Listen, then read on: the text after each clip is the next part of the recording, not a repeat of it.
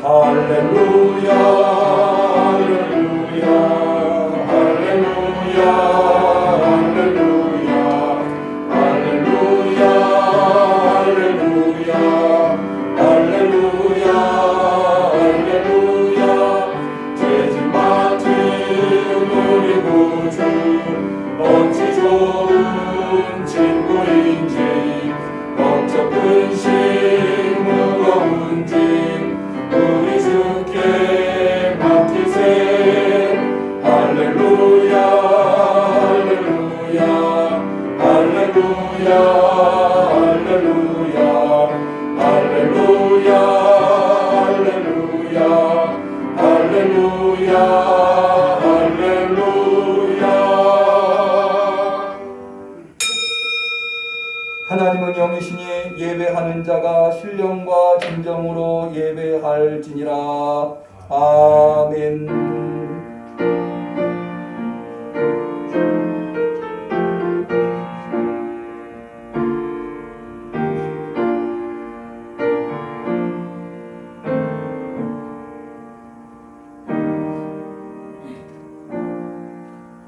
여호와여 주께서 주의 땅에 은혜를 베푸사 야곱의 포로된 자로 돌아오게 하셨으며 주의 백성의 죄악을 사하시고 저희 모든 죄를 덮으셨나이다. 여호와께서 좋은 것을 주시리니 우리 땅이 그 산물을 내리로다. 의가 주의 앞에 앞서 행하며 주의 종족으로 길을 삼으리로다. 아멘. 우리를 다스리시어 우리에게 가장 좋은 것을 베풀어 주시는 여호와 하나님 예수 그리스도 보혜사 성령님을 이 시간 앙망하나이다. 우리가 하나님 앞에 진심 어린 마음으로 예배하오니 우리의 예배를 흠양하옵소서. 놀라운 하늘의 은혜로 강복하옵소서. 예수님의 이름으로 기도 올리옵나이다. 아멘.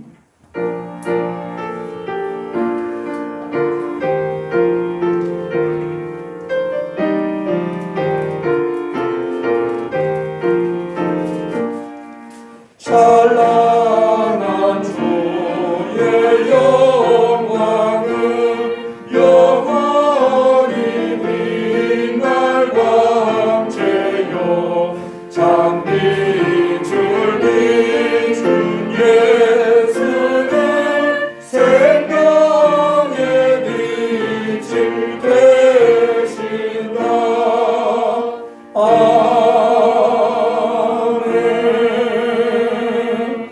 예배의 주인이신 하나님 앞에 우리의 신앙을 고백할 때에 전능하사 천지를 만드신 하나님 아버지를 내가 믿사오며 그 외아들 우리 주 예수 그리스도를 믿사오니 이는 성령으로 잉태하사 동정녀 마리아에게 나시고 본디오 빌라도에게 고난을 받으사 십자가에 못 박혀 죽으시고 장사한 지 사흘 만에 죽은 자 가운데서 다시 살아나시며 하늘에 오르사 전능하신 하나님 우편에 앉아 계시다가 저리로서 산 자와 죽은 자를 심판하러 오시리라. 성령을 믿사오며 거룩한 공회와 성도가 서로 통하는 것과 죄를 사하여 주시는 것과 몸이 다시 사는 것과 영원히 사는 것을 믿사옵나이다. 아멘.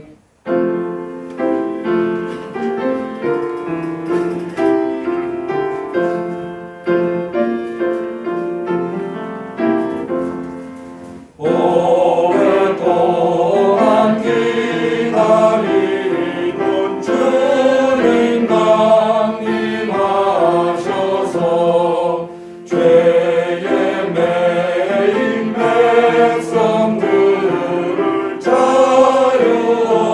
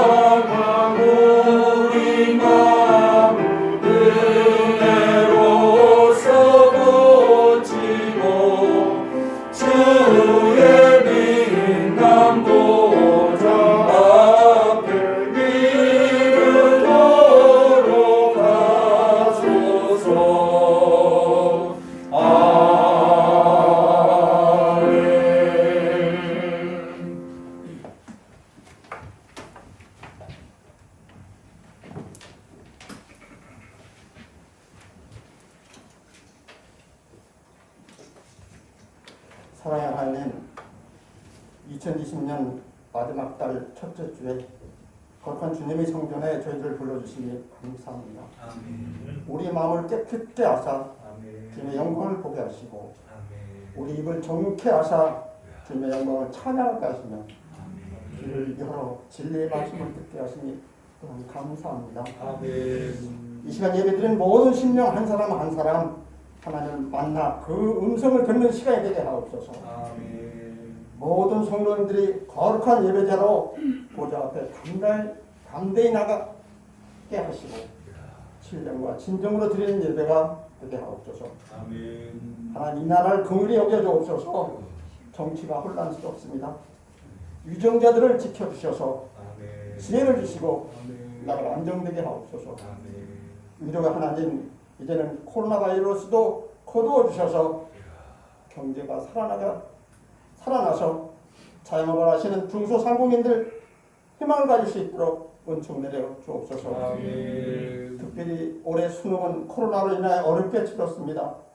최선을 다한 수험생들 좋은 결과를 주셔서 하나님의 자녀들로 모자람이 없게 하시고 아멘. 흔들림이 없는 진로 선택이 이 나라의 비전이 될 수 있도록 주님께서 인도하여 주옵소서. 아멘. 사랑의 하나님, 성전 건축하는 위대하고 귀한 일을 하나님의 마음에 합한 자인 다윗도 허락받지 못했던 일을 기억하게 하시고 이 귀한 사명에 부르심을 입은 모든 성도님들 기쁜 마음으로 성소껏 감당하게 하시고 아멘. 마지못해 하는 사람이 없게 하옵소서. 아멘. 항상 감사한 마음으로 드리게 하시며 재능을 기부하는 저에게도 겸손하게 하시고 아멘. 결혼하지 않도록 하나님께서 다스리시고 지켜 주옵소서. 아멘. 헌신을 결단한 모든 성도님들의 사업과 직장과 가정에 놀라운 축복으로 채워주실 줄 믿습니다. 아멘. 남은 한 해를 잘 마치게 하시고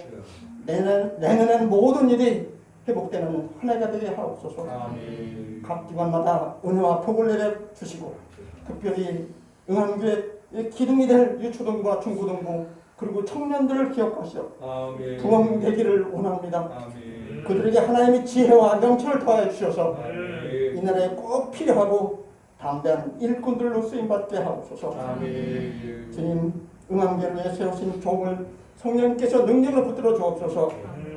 엘리야에게 주셨던 영역보다 7배나 더해 주셔서 아멘. 애끓는 마음과 눈물로 기도하게 하셔서 아멘. 맡겨주신 양떼를 이끌고 나갈 때 부족함이 없게 하옵소서. 아멘. 이런저런 일로 상처받는 성도들이 있다면 마음의 평안을 주셔서 아멘. 더욱더 하나님 앞에 나아갈 수 있도록 주님 지켜주옵소서. 아멘. 지금 이 시간 여러 가지 사정으로 참석하지 못한 성도들 함께해 주옵시고 어느 곳에 있든지 부족함이 없는 하나님의 신실한 자녀들로 삼아 주옵소서. 아멘. 하나님께서 베풀어 주신 은혜가 헛되지 않았음을 감사하며 이 시간 정성을 다해 예배를 드립니다.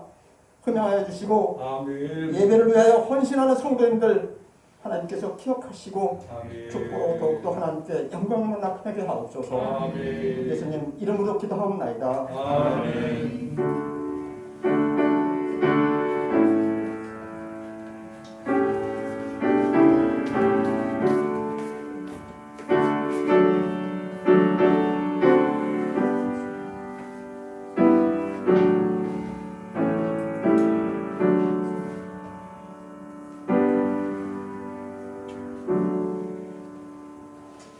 하나님께서 우리의 간절한 기도를 들어주시기를 축원합니다. 성실여독은 교동문 27번 시편 121편 교동문이 되겠습니다.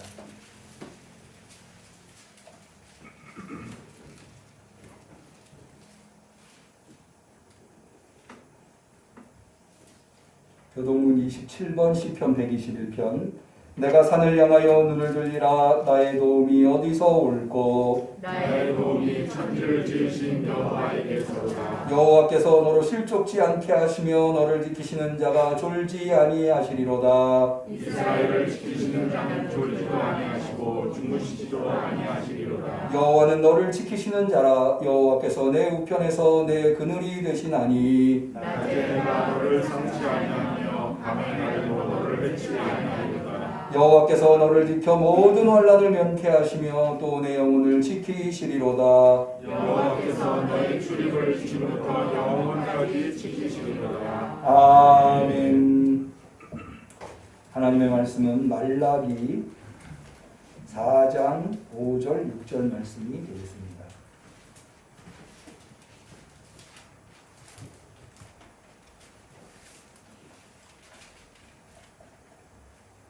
구약 성경의 맨 마지막 구절 말라기 4장 5절 6절입니다. 대강절 둘째 주일에 사랑하는 우리 함께 성도님들에게 주신 소중한 하나님의 말씀입니다. 말라기 4장 5절 6절 2절을 마음에 새기면서 정성껏 같이 봉독하겠습니다.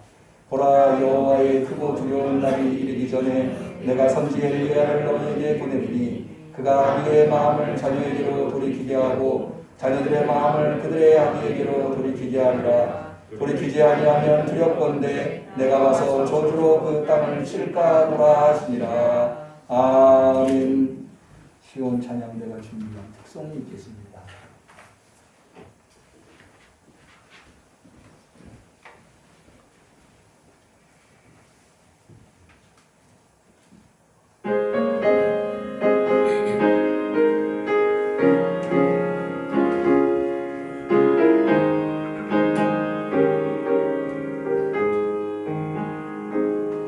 내 영혼의 그 깊은 데서 맑은 가락이 울려나네. 하늘 곡조가 언제나 흘러나와 내 영혼을 고이 싸네. 내 영혼의 평화가 넘쳐나는 주의 축복을 받으리라. 내가 주야로 주님과 함께 있어 내 영혼이 편히 쉬네.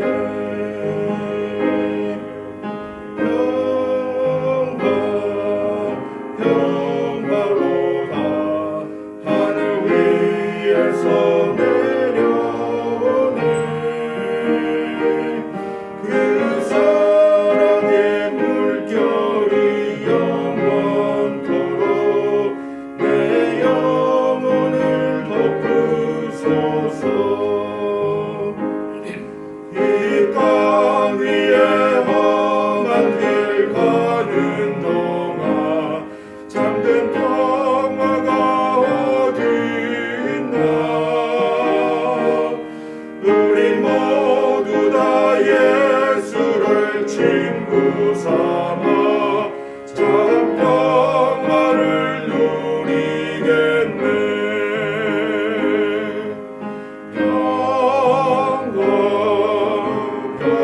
평화로다 하늘 위에서 내려오네. 그 사랑의 물결이 영원토록 내 영혼을 덮으소서.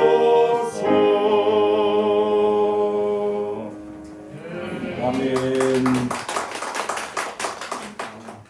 육변목을 넘어서고 있는 상황 속에서도 오직 하나님만을 바라보면서 주 앞에 나와 예배드리시는 대면 예배, 비대면 예배에 참여하시는 우리와 함께 성도님들에게 하나님께서 큰 위로 주시고 또 돌아온 한 주간 이제 12월 달이 시작되었는데 2020년도 참 어려운 한 해였습니다만은 잘 마무리할 수 있는 힘과 능력을 베풀어 주시기를 주님의 이름으로 간절히 축원합니다. 앞서 말씀드린 대로 12월 달입니다. 2020년도 한 해의 마지막 달을 맞이하게 됐는데 이 마지막이라는 생각을 하면 꼭 되짚어보는, 지나온 생을 되짚어보는 생각을 하게 됩니다. 나는 지난 한 해 잘 살아왔는가? 특별히 지난 한 해는 굉장히 힘들고 어려운 한 해였잖아요. 고난의 한 해였다라고 말해도 아마 이해를 달 분이 없으실 정도로 참 힘들고 어려운 한 해였습니다. 인생이란 무엇이고 인생에서 이렇게 만나게 되는 고난이라는 건 무엇인가? 고난의 대표적인 것이 질병인데 제가 오늘 인생과 고난에 대한 말씀을 여러분들과 좀 나누려고 그래서 그런지 몰라도 제가 지난밤에 좀 먹은 음식이 체해가지고 어제 우리 뒤에 신랑 신부 황철준 선생님, 양지연 선생님 오셨는데 뷔페가 너무 맛있어서 하고 먹다 보니까 좀 체해가지고 그리고 또 황철준 선생님이 이렇게 장가를 가시는 것을 보니까 너무 감격스러워서 제가 우리 황철준 선생님 본 지가 20년 전 한 10살? 11살이 되었는데 이렇게 아름다운 신부를 맞이해서 행복한 가정을 꾸리는 걸 볼 때 너무 감사해서 그랬는지 몰라도 그래서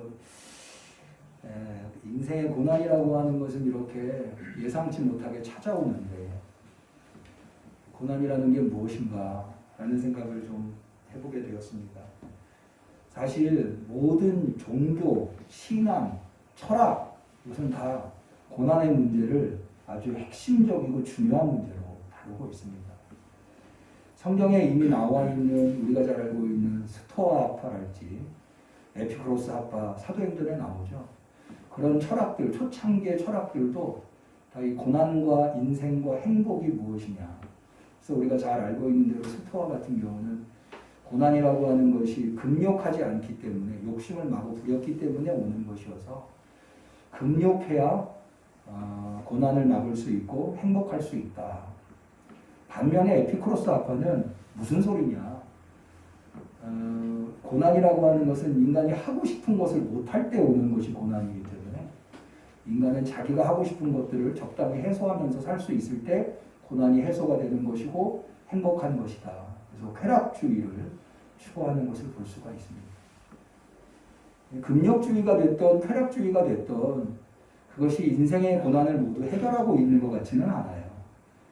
여러분 우리가 금욕주의를 한다고 하지만 얼마나 우리의 욕망을 제어할 수 있겠습니까? 또 쾌락을 너무 추구하다 보면 오히려 그것이 고통이 되는 경우도 많이 있잖아요. 우리가 알고 있는 종교의 가장 대표적인 종교가 불교죠. 불교도 여러분 그 핵심에는 고난이 있습니다. 석가모니가 불교의 창시자라고 이야기하는데 불교를 창시할 때는 그가 보니까 인생에 너무 많은 고난이 있는 거예요. 이른바 고해라고 하는 거죠. 고난의 바다. 이 인생들이 너무 불쌍한 거죠. 그 인생들을 어떻게 하면 고난을 해소하고 행복하게 만들어줄 수 있을까? 그래서 만들어진 것이 불교다. 그래서 우리가 학교 다닐 때 불교하면은 내자, 고, 진, 멸도 이렇게 얘기를 하지 않습니까? 고통이라고 하는 것이 집착에서 온다. 그러니 이 집착을 멸해야지 도에 이르게 된다. 이게 이제 불교의 핵심이죠. 그래서 제가 예전에 이 집착을 버린다고 하는 것의 의미에 대해서 들은 이야기, 제가 접한 이야기가 있는데 이 석가모니가 인도 사람이잖아요. 이 석가모니 휘하에 많은 제자들이 있는데 인도 사람들은 거기는 꽃이 많나 봐요. 그래서 존경하는 스승이 지나가면 이렇게 꽃을 뿌린다, 꽃잎을 뿌린다고 해요. 근데 그 중에 제자 하나가 석가모니를 쫓아가다가 옷에 꽃잎이 묻은 거예요. 이 꽃잎이라는 게 아름답잖아요. 사람의 마음을 흔들어 놓잖아요. 그것도 집착인 거죠. 그래서 이거를 떨궈 보려고 자꾸 꽃잎을 털은 거예요. 근데 희한하게 꽃잎이 안 떨어지는 거예요. 그래서 제자가 석가모니한테 찾아오면 스승님, 이 꽃잎이 옷에 붙었길래 내가 떨려고 하는데 이게 안 떨어집니다. 그랬더니 석가모니가 한 유명한 이야기가 네가 그 꽃잎을 떨려고 하는 것도 집착이다. 그것도 버려야 된다. 그런 얘기가 있어요. 근데 제가 이 얘기를 왜 하는가 하면 이 얘기를 듣고 보니까 집착 아닌 게 없는 거예요. 집착을 버리려고 하는 것도 집착이 아닙니까? 그러면 고통은 사라지지 않는 거죠. 그리고 여러분 인간이라는 게 집착을 버릴 수 있나요? 요즘 뭐 젊은 분들은 아실 거예요. 그 승려 중에 저는 스님이라고 하기보다는 승려라고 하는 말을 좀 많이 쓰는데 좀 목사로서 좀 부당하다고 느껴요. 매스컴에 나오면 목사는 목사라고 얘기하는데 승려는 스님이라고 꼭 하더라고요. 승려라고 하던가 똑같이 님자를 붙이던가. 어쨌든 해민 스님이라고 하는 승려가 그 요즘 사회적으로 문제가 되고 있죠. 이분이 쓴 책 중에 멈춰야 비로소 보이는 것들인가요? 그런 책이 있는데 많은 사람들한테 이제 깨달음을 준 그런 책이 베스트셀러인데 이 책의 주요 요지가 무소유라고 하더라고요. 버려야 된다. 근데 얼마 전에 무슨 텔레비전 프로그램에 이분이 나오셨는데 자신의 집을 공개했는데 집이 으리으리했다며요. 남산이 내려다 보이는 아주 좋은 양옥집에서 살고 계시다. 그래가지고 매스컴에서는 어떤 분이 그런 기사를 썼더라고요. 무소유가 아니라 풀소유다. 다 가지고 계시더라. 그렇게 좀 비꼬아서 기사를 썼던데 사람이 집착을 버릴 수 있나요? 집착을 아무리 버리려고 해도 사실은 버려지지 않는 게 인간이죠. 그러니까 불교가 고집멸도를 이야기하지만 고집멸도의 근본은 이거예요. 고통은 결국엔 너한테서 오는 거다. 너가 그 고통을, 그 고집을 버려야지, 집착을 버려야지 이 고통이 사라지지. 그러니까 네 고통은 네가 해결해야지 누구도 해결해 줄 수 없다. 이게 이제 불교의 핵심 교리인데 만약 우리가 고통을 우리 스스로 해결할 수 있다면 고통스러울 사람이 어디 있겠습니까?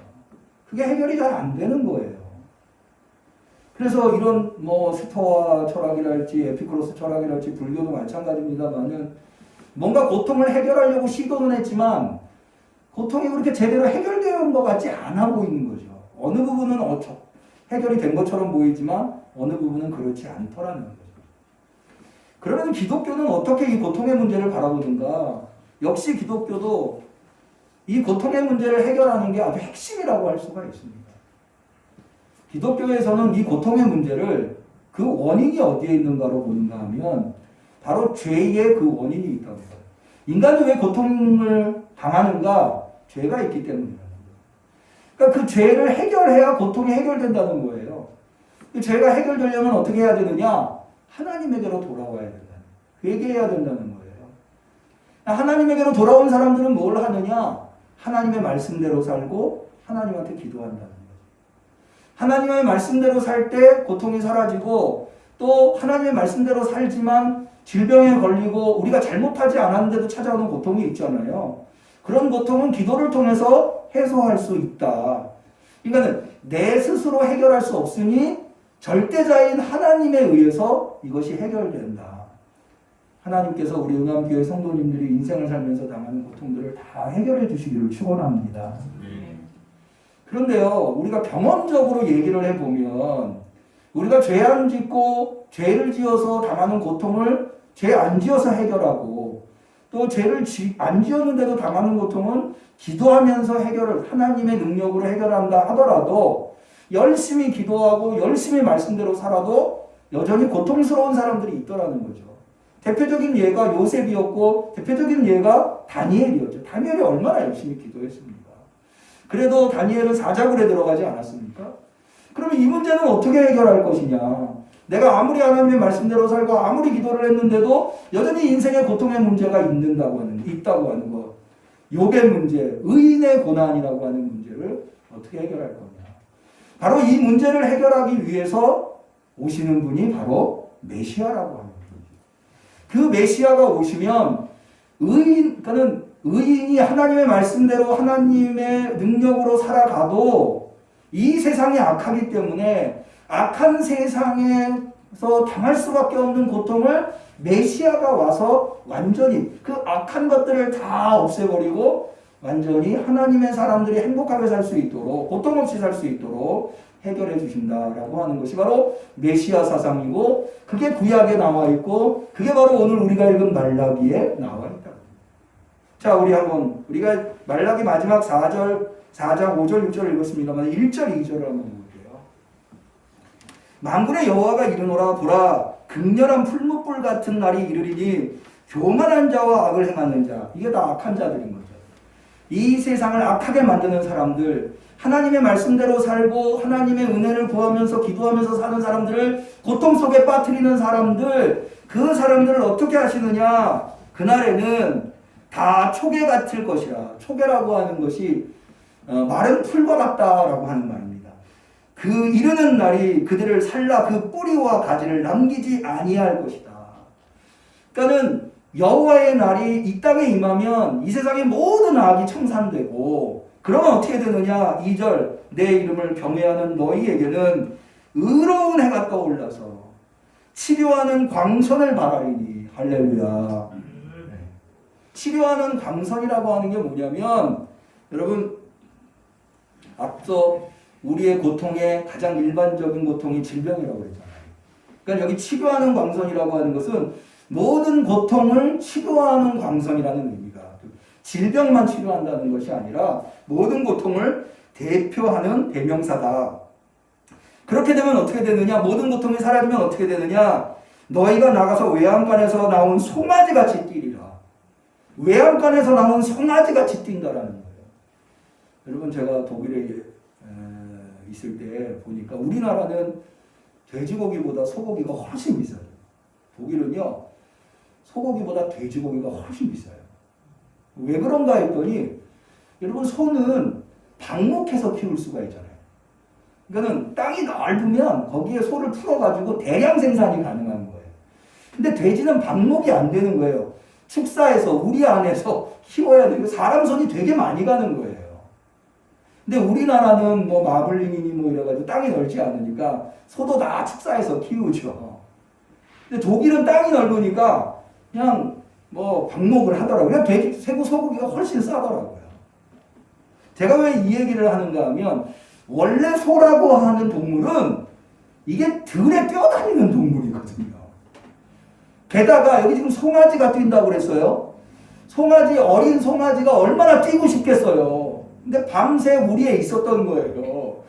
그러니 송아지 주인이 우리를 여는 순간, 그리고 들로 데려가는 순간 얘가 얼마나 기분이 좋아가지고, 하나님께서 이 땅에 모든 악을 청산하시면 치료의 빛을 발하게 되는데, 송아지가 뛰는 것처럼 우리 응암교회 성도들 다 그렇게 되시기를 축원합니다.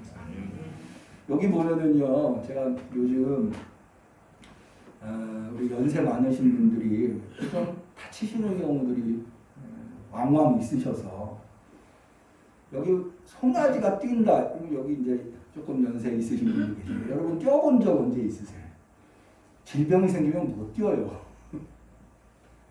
뛸 수 있다는 건 뭐냐면 건강하다는 거예요. 의욕이 있다는 거고.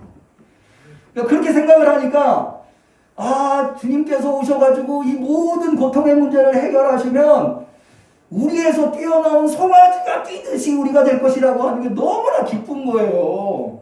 우리 응암교회 성도들 다 그렇게 되시기를 축원합니다. 이렇게 해서 이제 고통의 문제를 해결하신다는 거죠. 그런데 이 이전에, 이런 고통의 문제를 해결하기 이전에 오늘 우리가 읽은 본문에 보면 먼저 하나님이 해결하시고자 하는 게 있어요. 그게 뭐냐면 아비를 아들에게로, 아들을 아비에게로 돌리게 만들겠다는 거예요. 자, 우리 5, 6절을 볼까요? 그가 아비의 마음을 자녀에게로 돌이키게 하고 자녀들의 마음을 그들의 아비에게로 돌이키게 하리라. 이 일을 누가 하냐? 엘리야가 한다는 거예요. 5절 보라, 여호와의 크고 두려운 날이 이르기 전에, 그 여호와의 크고 두려운 날이 어떤 날입니까? 하나님께서 이 땅에 있는 모든 악한 것들을 멸하셔서 하나님을 바라보는 사람들한테 치료의 광선을 베푸셔서 마치 우리에서 뛰쳐나온 송아지가 뛰듯이 뛸 수 있도록 하나님의 사람들을 만들어 놓으시는 그날. 그런데 그날이 이르기 전에 엘리야를 먼저 보내서 엘리야로 아비의 마음을 자식에게로 돌이키고 자식의 마음을 아비에게로 돌이킨다. 이 일이 먼저 있어야 된다. 그러고 난 다음에 하나님께서 하나님의 사자예요. 사실은 말라기라고 하는 말이 나의 사자라고 하는 말이에요. 자, 우리 3장 1절을 한번 볼까요? 만군의 여호와가 이르노라 보라 내가 내 사자를 보내리니 라고 되어 있죠. 내 사자 그게 말라기예요. 말라기를 보내려니 그가 내 앞서 길을 예비할 것이요 또 너희의 구하는 바 주가 호련히 그 전에 임하리니 곧 너희의 사모하는 바 언약의 사자가 임할 것이다. 그래서 주의 사자를 보내서 문제를 해결할 것이라고 하는 하나님의 말씀, 이런 말씀을 다루고 있는 게 말라기다. 이 말씀이요, 예수 그리스도 지금 대강절을 보내고 있는데, 대강절은 예수님의 오심을 기다리며 준비하는 기간이라고 말씀을 드렸죠. 이 대강절에 우리가 예수님을 기다리는, 예수님이 어떻게 우리에게 오시는가에 대해서 아주 중요한 정보를 제공해 주고 있는 본문이라고 할 수가 있습니다. 왜냐하면 여러분 복음서 중에 공간복음이 모두 다 다루고 있는 게 예수님의 변화산 사건이거든요. 예수님의 변화산 사건은 예수님의 정체성이 베드로, 야고보, 요한 제자들에게 분명하게 드러난 사건이 예수님의 변화산 사건이에요. 그래서 예수님의 정체가 누구인가를 우리가 이해하는데 변화산 사건은 대단히 중요하거든요. 근데 예수님께서 그 영광된 모습으로 제자들 앞에서 변화된다고 난 다음에 산을 내려올 때 베드로가 예수님한테 물어요. 예수님, 왜 사람들은 엘리야가 먼저 와야 된다고 합니까? 그랬더니 예수님께서 과연 엘리야가 먼저 왔다 이렇게 얘기를 하세요. 그게 어디에 나오는 얘기냐면 바로 이 오늘 우리가 읽은 말라기 4장에 나오는 이야기예요. 그러니까 예수님 당시에 예수님조차도 엘리야가 먼저 오고 그 다음에 예수님이 오신다 라고 하는 내용이 되겠습니다. 그런데 이 말라기 4장에 보면 그러면 엘리야는 누구고 말라기 나의 사자 내 사자는 누구고 여호와는 누구냐, 이것이 어떻게 오게 되느냐 라고 하는 것에 분명하지가 않아요. 그런데 예수님한테 특히 복음서에서는 이게 분명합니다. 먼저 엘리야는 누구냐, 예수님보다 먼저 온 엘리야는 누구냐, 예수님의 증언에 의하면 세례 요한이 엘리야입니다. 그래서 세례 요한이 엘리야의 역할로 먼저 왔고, 그래서 그 엘리야가 세례 요한이 엘리야인 세례 요한이 사람들한테 세례를 주잖아요. 세례를 줌으로 말미암아 사람들의 마음을 예수님에게로 향하게 하는 거죠. 하나님에게로 향하게 하는 거죠. 그러면은 이제 예수님이 오셔가지고 그들을 구원하시는데 최종적으로 악을 처단하셔서 온 세상을 구원하신다라고 하는 것이 기독교의 사상이다. 그러면 여기서 우리가 생각해 볼 게 왜 엘리야가 먼저 와서 아비의 마음을 자녀에게로 돌이키고 자녀의 마음을 아비에게로 돌이키는 것이 이만큼 중요하냐. 여러분 우리 다시 한번 말라기 4장 6절을 볼까요? 만약 그렇게 하지 않으면 아니하면 두렵건대 내가 와서 저주로 그 땅을 칠까 하노라 하시니라. 이게 꼭 있어야 된다는 거예요. 아버지의 마음이 자식에게로, 자식의 마음이 아버지에게로 돌아오는 것이 먼저 해결돼야, 그래야 그 다음에 여호와의 사자, 나의 사자가 오고 그가 이 모든 고통의 문제를 해결한다. 이 문제가 왜 이렇게 중요한 문제일까요? 그것은 말라기가 기록된 시대적 상황을 좀 봐야 되는데요. 이 말라기는 이 페르시아 제국이 끝나고 그 다음에 마케도니아, 알렉산더에 의한 마케도니아 제국이 중동 지역의 패권을 장악할 때, 여러분 이 알렉산더가요 대단한 학자였어요. 이 알렉산더가 누구의 제자냐면 아리스토텔레스의 제자입니다. 대단한 철학자예요. 그래서 여러분 이집트의 알렉산드리아에 가면 뭐가 있냐면 큰 도서관이 있어요. 알렉산더는 전쟁을 하러 가도 손에서 책을 놓지 않아요. 그러면 왜 알렉산더가 그렇게 열심히 전쟁을 하면서 세계상을 다니면서 세상을 다니면서 정복을 했느냐? 헬레니즘 문화라고 하는 것, 이거를 세상에 전파하기 위해서. 이 헬레니즘이라고 하는 것이 사실은 인본주의적인 사고거든요.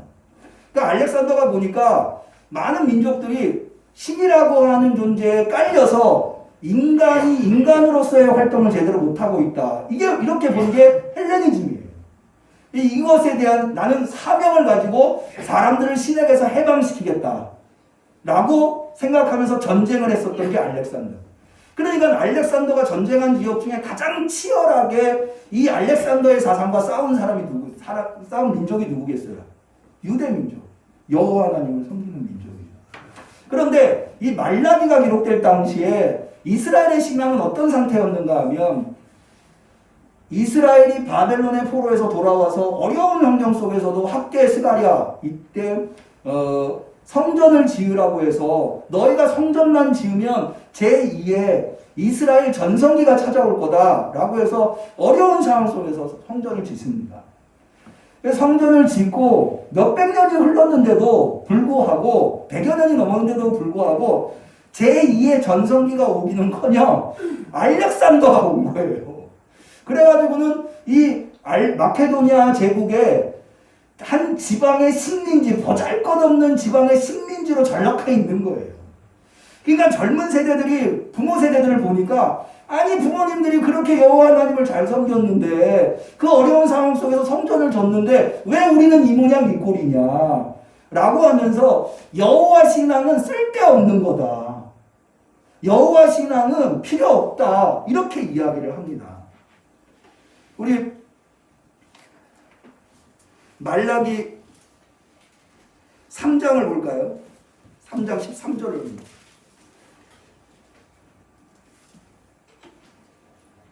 여기 하나님의 고발이 나오는데 여호와가 이르노라 너희가 완악한 말로 나를 대적하거든. 유대인들이 하나님한테 완악한 말을 했다는 거예요.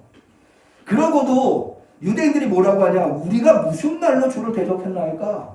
우리가 언제 그랬습니까? 이러는 거예요. 거기에 대해서 하나님께서 조목조목 니들이 어떤 완악한 말을 했는지를 지적하는데 14절 이는 너희가 말하기를 하나님을 섬기는 것이 헛되니 만군의 여호와 앞에는 그 명령을 지키며 슬프게 행하는 것이 무엇이 유익하리요. 신앙생활하는 거 아무 유익이 없다는 거죠. 이렇게 되놓으니까 젊은 세대와 나이든 세대가 서로 갈등이 심해진 거예요. 나이든 세대는 정통을 지키려고 하고 젊은 세대는 새로운 문물을 받아들여서 헬레니즘 시대다. 헬라 문화대로 살아야지 인생을 잘 살 수 있다. 이렇게 이야기를 하는 거예요.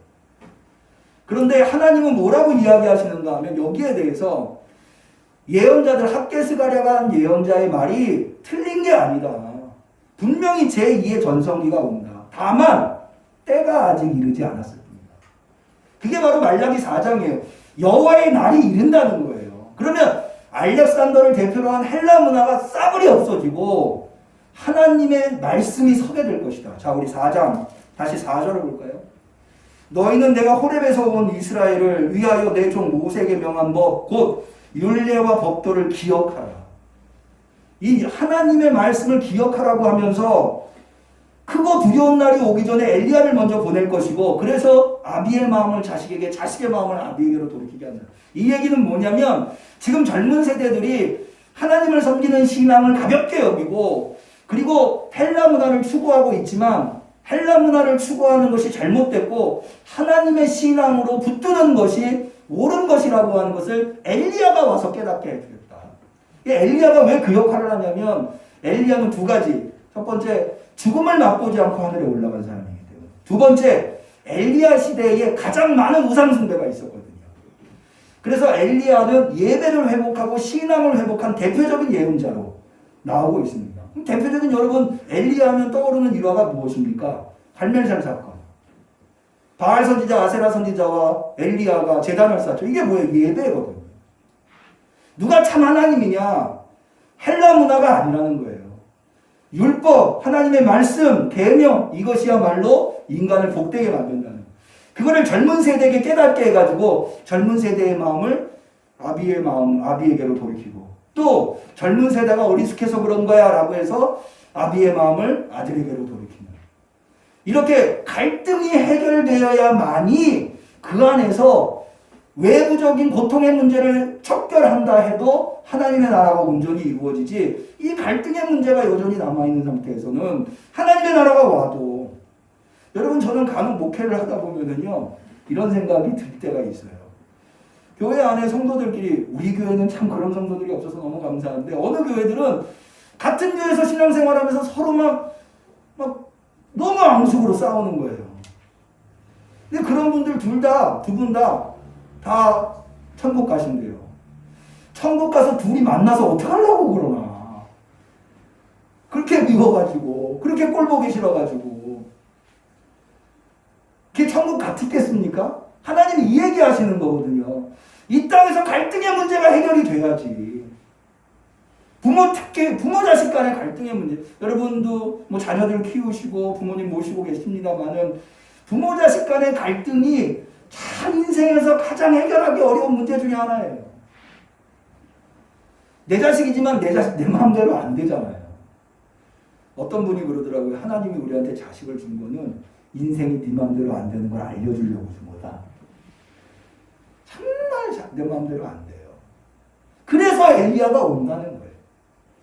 여러분 가정에 조금이라도 갈등이 있다면 엘리야가 다시 찾아오셔서 자녀들의 마음을 아비에게로, 아비의 마음을 자녀에게로 돌려주셔서 갈등이 해소되고 진정한 사랑이 싹 트는 가정들이 되시기를 축원합니다. 여러분 이 사회가 품고 있는 가장 큰 문제, 고통의 문제는 저는 이거라고 봐요. 얼마나 이 사회가 갈등 속에 있습니까? 특히 이 대한민국이라고 하는 사회가. 남북이 갈등하죠. 세대가 갈등하죠. 동서가 갈등하죠. 수많은 갈등이. 아니 근데 이거는 대한민국만 그런 것 같지가 않아요. 지금 미국도요. 대통령 선거 이후에 어떤 분은 내전이 일어났다고 이야기할 정도로 갈등이 일어나고 있다. 가면 갈수록 갈등이 심화되고 있는 모습을 보게 됩니다. 그래서 오늘 우리가 예수 그리스도가 오심도 대단히 소중하지만 엘리야가 오셔서 마치 2000년 전에 세례 요한이 와서 모든 사람의 마음을 예수님에게로 돌이켰던 것처럼 오늘 이 시대에 엘리야가 우리를 찾아오셔서 우리의 갈등의 문제가 다 해소되고 할렐루야. 하나님의 진정한 나라가 이루어질 수 있다고 한다면 여러분 몸이 아팠을 때의 고통보다요 누군가 갈등이 생겼을 때의 고통이 훨씬 천배 만배 커요. 어떤 분이 그러더라고요. 세상을 천국으로 만드는 건 대단히 어렵지만 세상을 지옥으로 만드는 건 대단히 쉽다. 어떻게 세상을 지옥으로 만드느냐? 딱 한 사람만 미운 사람을 만들어라. 그러면 세상은 지옥이 된다. 갈등의 문제, 이 문제를 해결할 수 있어요. 저는 2020년도 한 해가 이제 한 달 남았는데 여러분 마음속에 누군가와 갈등이 있다고 그게 자녀라면 그게 부모님이라면 그게 이웃이라면 그게 여러분이 알고 있는 누군가라면 올 한 달 가기 전에 엘리야가 찾아오셔서 여러분들의 갈등의 문제를 해소해 주시기를 축원합니다. 그래야 새 출발을 할 수가 있는 거예요. 그래야 2021년도 우리가 새롭게 하나님의 은혜 가운데 갈 수가 있게 되는 줄로 압니다. 그런데요, 우리가 이제 자녀들에게 신앙교육을 하고 싶은 마음이 다 부모에게 있죠. 근데 이게 쉽지가 않아요. 제가 아는 어떤 성도가 그런 얘기를 하더라고요. 우리 아들을 내가 임신을 하고 교회를 나가기 시작했는데 그래서 그 아들이 어렸을 때부터 신앙생활을 잘 했는데 군대를 갔다 와서는 교회를 멀리 떠났다. 지금 교회 가자고 하면 반항을 한다. 내가 뭐 어떻게 했으면 좋겠는지 할 수가 없다. 그런 말씀을 하시더라고요. 제가 그랬어요. 성도님 걱정하지 마세요. 어렸을 때 신앙을 가진 사람은 어느 계기가 되면 나이 들어서도 반드시 신앙으로 돌아옵니다. 다만 엄마를 생각하면 와, 우리 엄마는 힘들고 어려울 때마다 기도하셨지. 우리 엄마는 늘 성경을 읽으셨지. 우리 어머니는 예배를 생명과도 같이 여기셨지. 이렇게 신앙교육은 절대로 강요에 의해서 안 됩니다. 부모님이 모범적인 신앙을 보여줄 때야만이 신앙교육은 될 수 있는 겁니다. 여러분 자녀에게 저는 신앙교육을 꼭 시켜야 되는 건 딱 두 가지 이유가 있다고 봐요. 여러 가지. 첫 번째가 뭐냐면 앞서 말씀드린 대로 인생이라고 하는 게 많은 혼돈과 역경과 고난이 있어요. 근데 그런 혼돈과 역경과 고난 속에서 나를 잡아줄 수 있는 게 뭐냐면 절대 진리예요.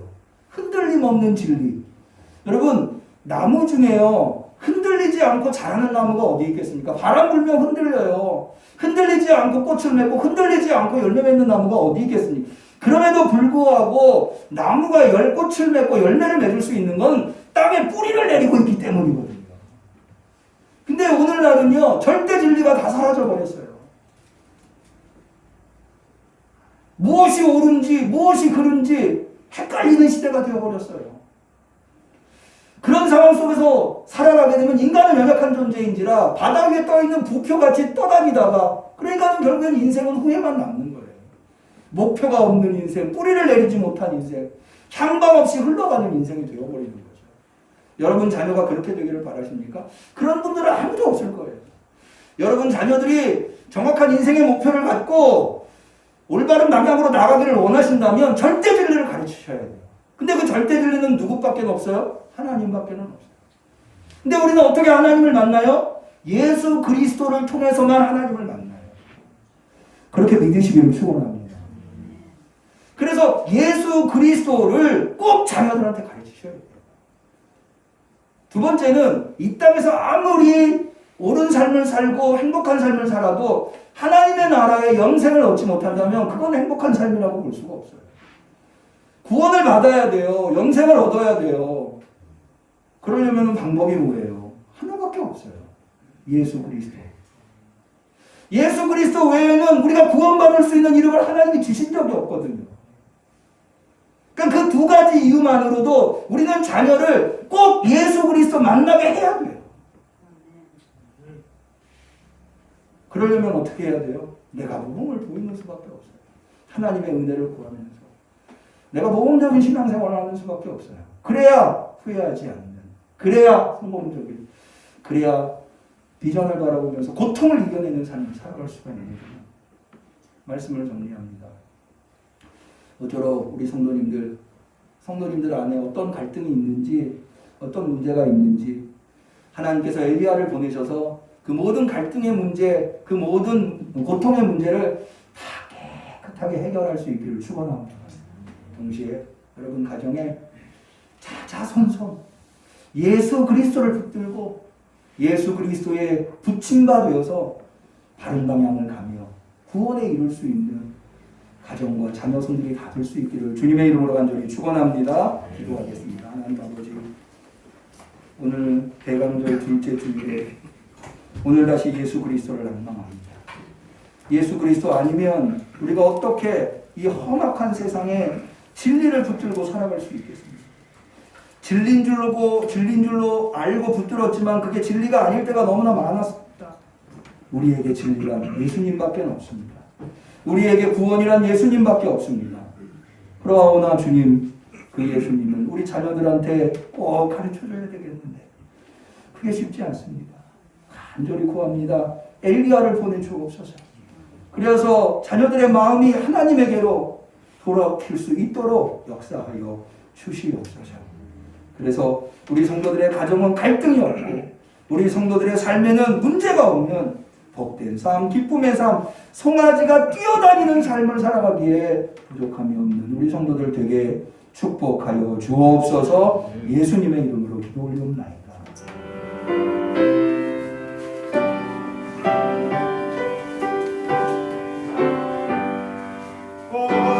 어려운 일 당할 때 나의 믿음 작으나 의지하는 내 주를 더욱 의지합니다.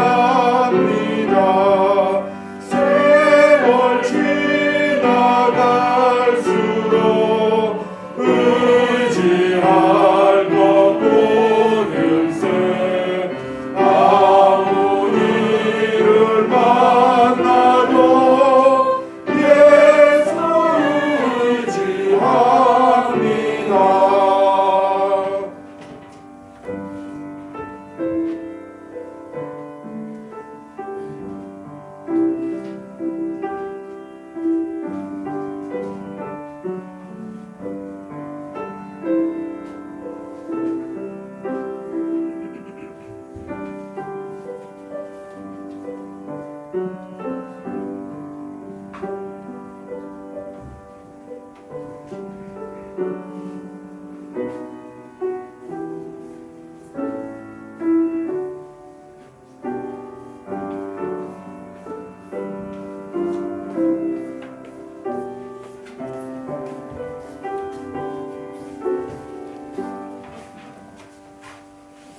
앞에 귀한 예물들이 손길이 있습니다. 11조 예물, 성경원, 목적원, 건축원금, 주정원금과 성미와 감사원금을 드렸습니다. 추수감사절 헌금, 모든 감사와 영광을 하나님께 드립니다. 은혜 아니면 내가 설 수 없음을 잘합니다. 이영환 수집사님, 고용순 권사, 건축원금 정선화 집사님, 해리와 예서의 삶을 주관하시고 책임져 주셔서 김상준, 김명 집사, 생일감사원금 김여서, 여호와 이레 하나님 감사합니다. 정결수 집사님, 결혼감사원금 건축원금으로 드립니다. 우리 가정의 주님이신 하나님 감사합니다. 황철준, 양지은 성도님, 김민찬 전도사님, 나연주 사모님, 김태현, 김사랑 어린이, 김민철 성도님, 하나님 아버지 감사합니다. 장정모 어머님, 성지선 집사님, 이사 감사의 헌금, 정영숙 권사님, 김은정 성도님, 전정미 이종훈 집사님 드리셨습니다. 드린 예물을 위하여 기도합니다. 하나님 아버지 감사합니다. 오늘 이렇게 12월 첫째 주, 특별히 대감절 둘째 주를 맞이하여서 비록 코로나가 극성을 부리고 있지만 그러나 우리의 건강을 지켜주시고 우리의 환경을 지켜주시고 우리의 심령을 붙잡아 주시옵시사 이렇게 주께 나와 예배드릴 수 있게 하신 것 참으로 감사를 드립니다. 주님의 은혜입니다. 주님의 은혜 아니고서는 이 자리에 있을 수 있는 사람이 누가 있겠습니까? 예배 드릴 수 있는 사람이 누가 있겠습니까? 너무나 감사하고 감격하여서 비록 우리도 부족하고 연약하지만 정성껏 기쁜 마음으로 더 드릴 수 없는 안타까운 마음으로 준비한 예물을 주께 올려드리나이다. 주님 받아 주시옵소서. 저들이 드린 예물이 하나님 손에 들렸으니 하나님 이 예물을 세상의 물질과 구별하시사 이 예물을 통하여 생명을 구원하는 예물이 되게 도와주옵소서. 주님 특별히 건축원금으로 하나님께 영광 올려드리는 성도들 손길 기억하여 주시옵시고 이렇게 순종하게 건축이 진행되게 하신 것 감사합니다. 건축이 마무리될 때까지 물질 때문에 어려움 당하지 아니하도록 역사하여 주시옵소서. 주님 또한 예물 드린 손길을 기억하여 주시기를 원하나이다.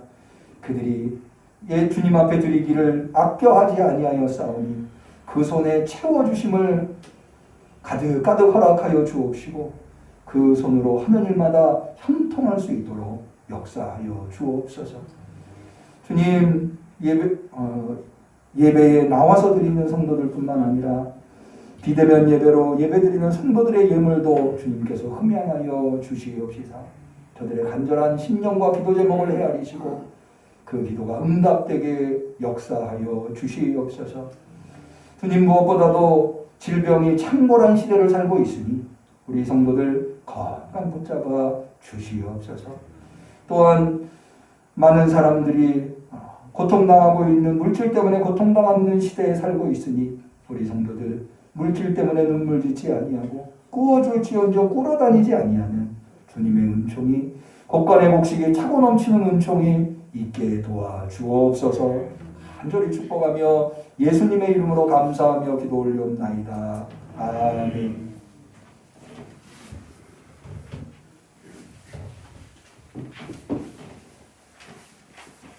예, 교회 소식을 말씀드리겠습니다. 오늘은 장구현 집사님과 이성희 성도님께서 생일을 맞으셨습니다. 오늘 예배에 나오지 못하셔서 우리 성도님들 기억하시고 기도해 주시면 감사하겠습니다. 말씀드린 대로 오늘 2021년도 사무총회를 위한 감사가 진행되고 있습니다. 감사위원으로 김홍진 안수집사님과 이영호 안수집사님 지난 사무총회 때 임명되었는데 김홍진 안수집사님께서는 오늘 못 오셔서 이영호 안수집사님께서 진행하고 계십니다. 오늘 인사당회와 예산당회가 있고요. 다음 주에는 60회 사무총회가 2부 예배 후에 있겠습니다. 아시다시피 코로나 단계가 2단계로 올라섰고 이렇게 최고치의 확진자들이 나오고 있기 때문에 우리 성도님들께서는 위임장을 꼭 활용하셔서 코로나 단계에도 어려움 없이 지금 구청에서도 그렇고 교단에서도 교회에서 확진자가 나올까봐 계속해서 문자 보내고 확인하고 그렇게 합니다. 지방에서도 들어오시면서 왜 체온기 보셨죠? 그 지방에서 보내주신 거예요. 그렇게 해서 최대한 확진자가 나오지 않을까. 감사한 거는 은평구에서는 아직 종교시설에서 확진자가 없어서 감사합니다만은 어쨌든 사무총회가 잘 진행될 수 있도록 위임장으로 적극적으로 협조해 주시면 감사하겠습니다. 위임장은요, 위임장을 쓰시는 거는 얼마든지 위임하실 수 있습니다. 그래서 저한테 뭐 위임하실 분이 없으시면 저한테 위임하는 걸로 해서 위임장 써주시면 되고요. 구두로 위임을 받는 것만 한 사람한테 한 명만 구두로 위임을 받을 수 있는 거니까 참고해 주시면 되겠습니다. 우리 서로를 축복하는 축복송 하겠습니다. 사랑하는 자여.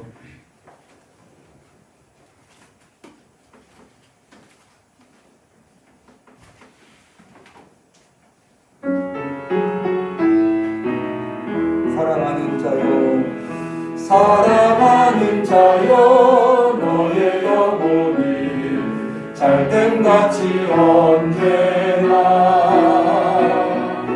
범사에 잘되고 강건하기를 내가 간구하노라. 하나님께 영광을 드립니다.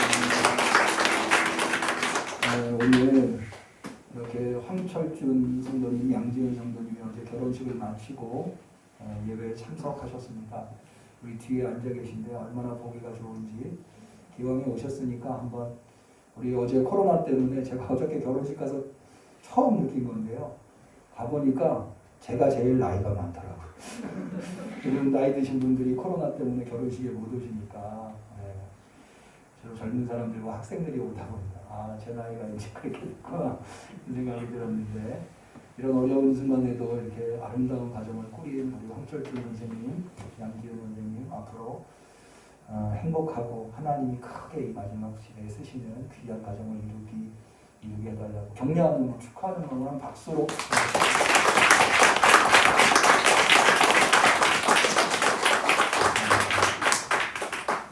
우리 서로 인사 나누겠습니다. 건강하세요. 좋은 일이 있을 겁니다.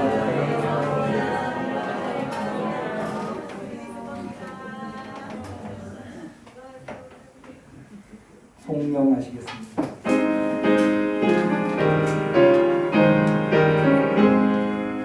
만국에 드러나나니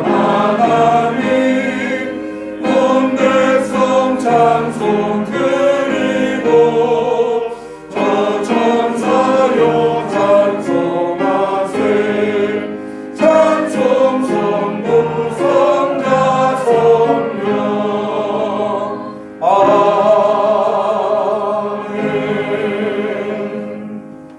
이제는 모든 고통을 해결하기 위해서 이 땅에 찾아오시는 예수 그리스도의 은혜와 하나님 아버지의 사랑과 성령님의 교통하심 충만하신 역사하심이 우리의 모든 사회적 갈등, 가정적 갈등, 인생의 갈등을 해결해 주시기 위해서 오시는 엘리야를 앙망하며 우리의 자녀들을 어찌하든지 예수 그리스도를 전하고 신앙으로 살 수 있도록 인도하기로 결단하는 우리 성도들 머리머리 위에 우리 응암교회 위에 지금부터 영원까지 함께 하시기를 간절히 축원하옵나이다. 아멘.